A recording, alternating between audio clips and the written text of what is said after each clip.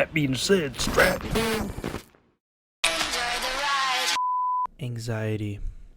The next gumption trap is sort of an opposite of ego. You're so sure you'll do everything wrong, you're afraid to do anything at all. Often this, rather than laziness, is the real reason you find it hard to get started. This gumption trap of anxiety, which results from overmotivation, can lead to all kinds of errors of excessive fussiness. You fix things that don't need fixing and chase after imaginary ailments. You jump to wild conclusions after You jump to wild conclusions and build all kinds of errors into the machine because of your own nervousness. These errors, when made, tend to confirm your original underestimation of yourself. This leads to more errors, which leads to more underestimation in a self-stoking cycle.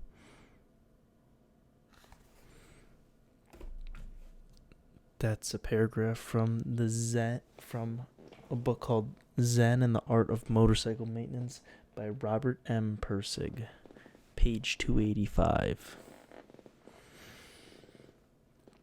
I marked that down. Hey guys, welcome to another episode of the Heathenistic Hell Ride. Hello. That paragraph about anxiety really stuck on me. I don't want to be one of those people who, I think it's kind of like a trend now to flaunt all your psychological flaws or mental flaws, whatever. Oh, I have ADHD. Oh, I have autism. Oh, I have anxiety. I'm depressed. It's almost like a flex. Like if you don't have any of those things, then it's cool for some reason to be anxious, to be depressed, to have ADHD, dyslexia, autism, Asperger's. I don't know. It just seems like it's kind of like a trend right now. I think everybody goes through patches of anxiety and depression, not to the chronic depression or not crippling anxiety, but I think it's a natural part of life where if you didn't have any anxiety, if you didn't have any anxiety, if you had zero moments where you thought you were a loser, you were fucking up, you'd be a madman. You would actually be a madman. And then on the other hand, if you were only in a mental state where you thought you were a loser and you were only thinking that you were fucking up, you'd be a sad man. Yes. So the madman versus sad man. Sandman. It's the Sandman. What the fuck? Oh, anxiety. The gumption trap. Yeah, it's one of those things where it snowballs so quickly. And it's tough because it's one of those things also where you know what's happening and it's not something you should listen to, but you can't help it. It's okay, this isn't logical. Why I'm thinking like this, why I'm catastrophizing, I know what I need to do, and then all it takes is, but what if, and then that little but what if voice can just crumble everything, and then you can, I've lost days, weeks to anxiety. But yeah, I think everyone has.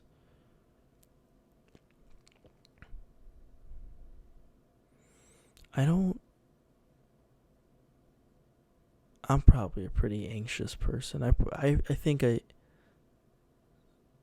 I'm probably a pretty anxious person. What I realized is, I just want everybody to feel good all the time. 'Cause that sounds awesome, right? Like, if you were to choose, would you rather feel good all the time or would you rather not feel good all the time? You'd probably want to feel good all the time. And I think I want, I have, it's, I mean, I think the duality, it's actually the duality of man. It's such a bad, I can do a better jourdan-peterson. I'm not going to. I don't want to. Make your damn bed. You better bloody make your damn bed, because bucko, if you don't, you're not going to have a very tidy bed. Wow.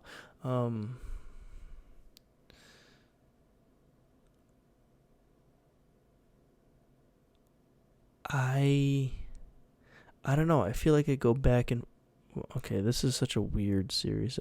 It's also midnight 30. I'm recording this. This is a late nighter. This is a night pod. I go back and forth between like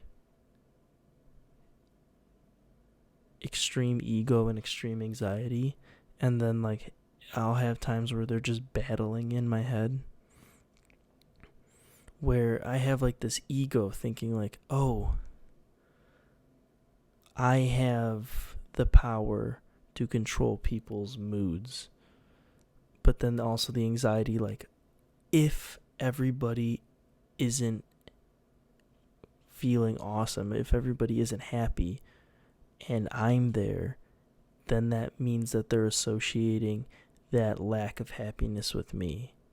So it's like, and then also that kind of is like ego too, because I think I'm so important, that I can single-handedly, I think that's what I already said. You guys don't come here for fucking,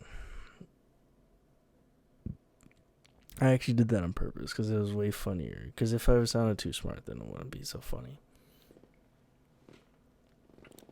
I've been doing this new thing. I think I've been doing it for about 4 or 5 days, but I'm making making a conscious, concerted effort to make my decisions based on gut instinct solely. My initial gut instinct is how I make decisions from anything from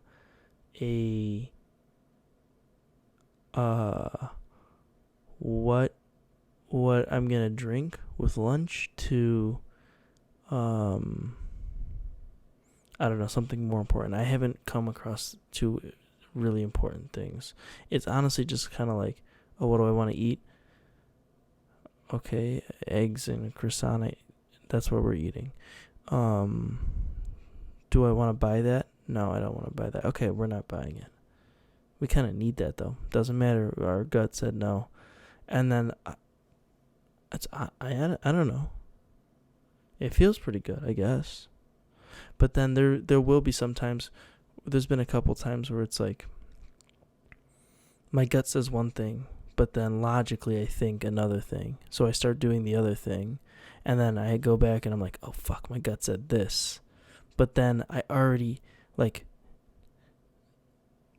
what if it was my gut wow, this is so fucking stupid. What if it was my gut overriding my gut, and then me switching back to the initial one? No, because I said the initial. God damn it. This is so stupid.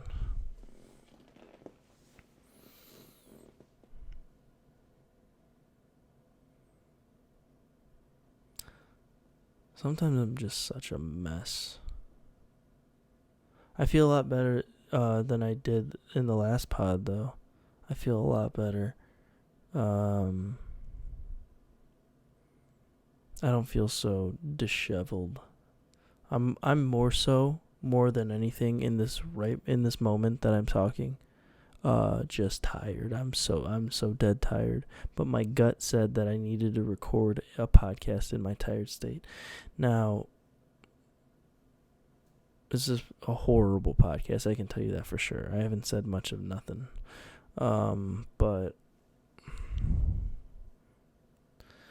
yeah, you could probably say that about every single one of these heathenistic hell rides. So, I guess. I don't know what that means.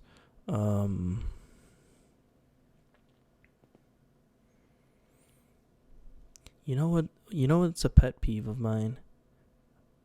And I might have already said this on this pod. I don't remember what I talk about on this podcast, but unnecessary warnings. So I know for a fact that I've talked about advice on this podcast and how I don't necessarily like advice. I don't generally I don't subscribe to the idea of advice because advice, especially if you don't seek it out, is so worthless because it's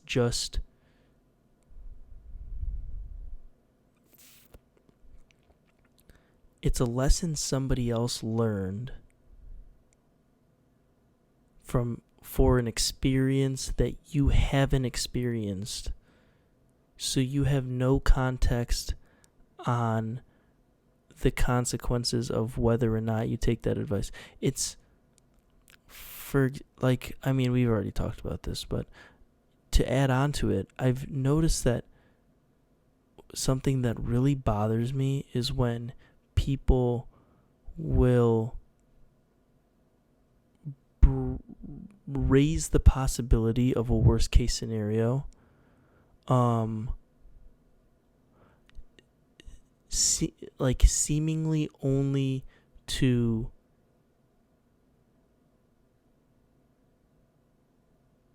make you feel bad.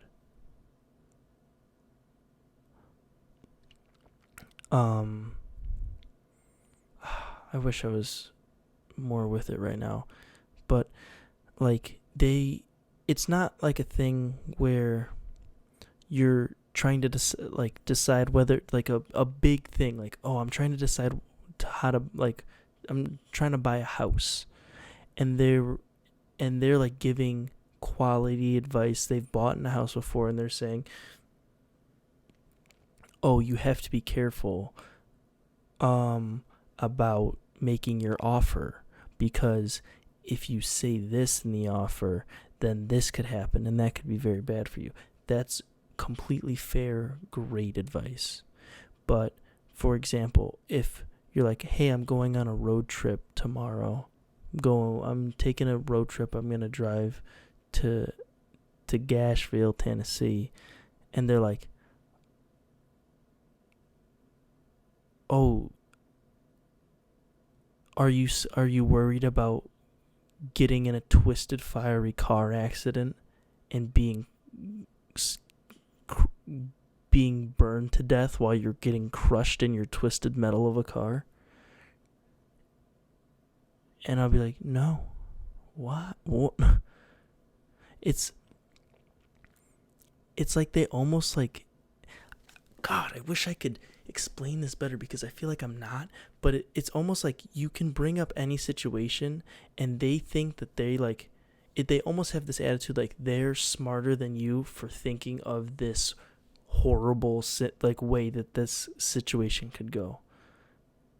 And it's like, yeah, dude, I'm not thinking about that. Thanks for bringing that up.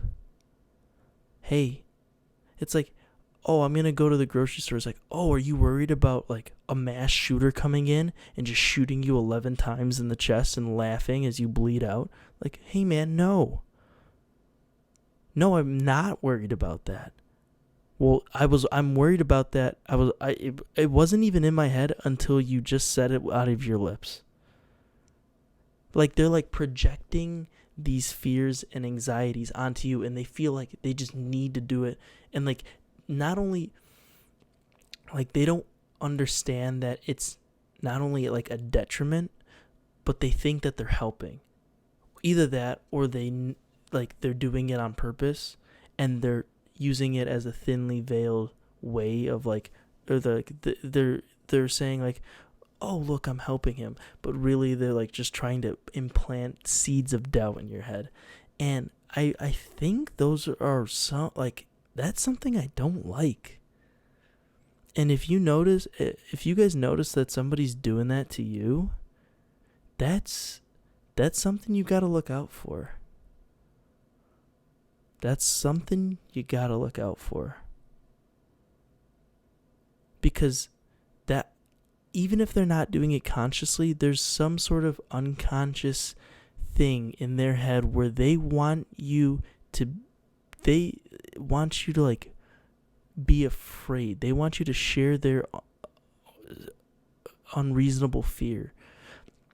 It's like there's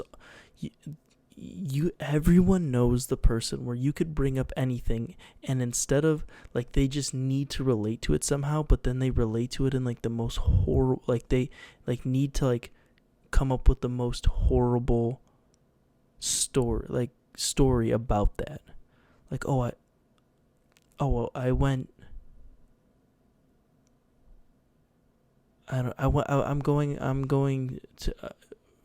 I'm gonna go on the Ferris wheel tomorrow. Like, oh my god, like I remember my best friend's cousin was on a Ferris wheel, and they didn't know, but it was actually made by the Russian space program, and the thrusters were actually filled with fuel still, and it launched them into space.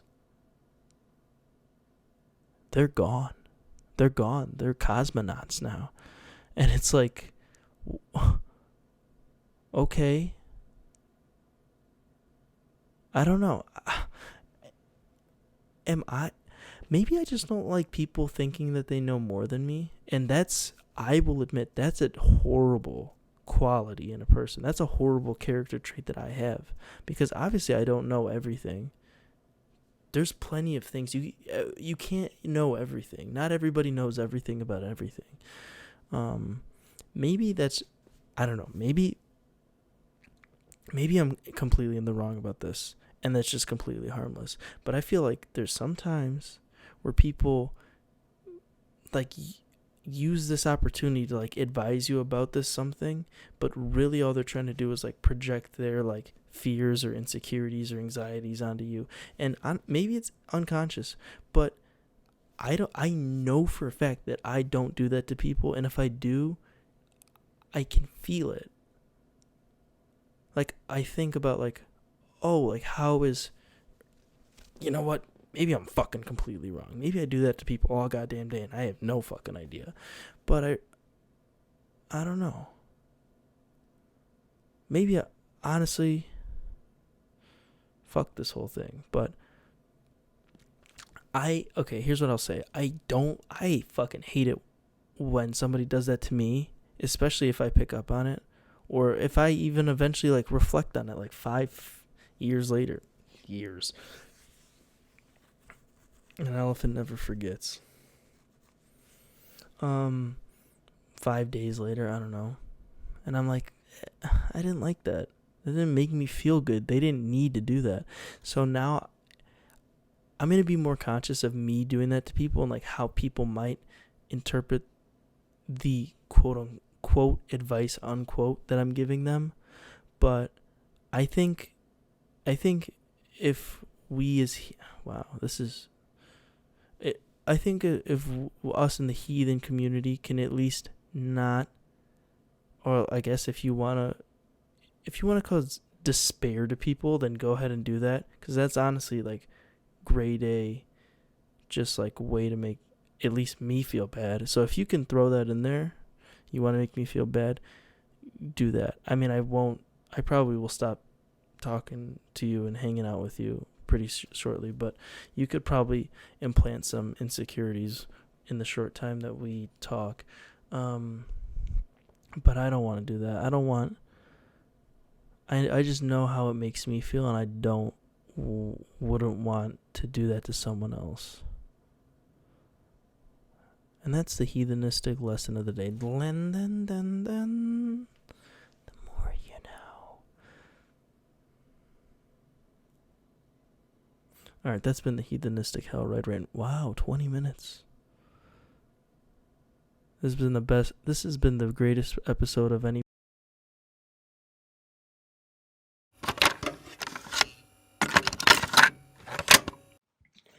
Foot on the devil's neck till it drifted Pangea. I'm moving on my family from Chatham to Zambia. Treat the demons just like Pam. I mean, I'm fresh with your fans, but damn, Gina. I've been this way since Arthur was Anteater. Now they want to hit me with the whoop the bam. Trying to snap photos of family. My daughter look just like Sia. You can't see her. You can feel the lyrics, the spirit coming in braille. Tell me to the underground, come and follow the trail. I made Son of Candy, I'm never going to hell. I met Kanye West, I'm never going to fail. He said, let's do a good ass job with Chance 3. This is my part, nobody else speak. This little light of mine. Glory be to God, yeah. I'ma make sure that they go where they can't go. They don't wanna ride, I'ma still throw them raincoats. God said when he made the first rainbow, just throw this at the end if I'm too late for the intro. I'm just having fun with it. You know that little Jimmy was lost. I laugh in my head cause I bet that my ex looking back like a pillar of salt. But people just please don't forget about Jason Van Dyke. You cannot mess with the lie. Look at the channel from 70. Jesus Christ, Lord. Yes, God.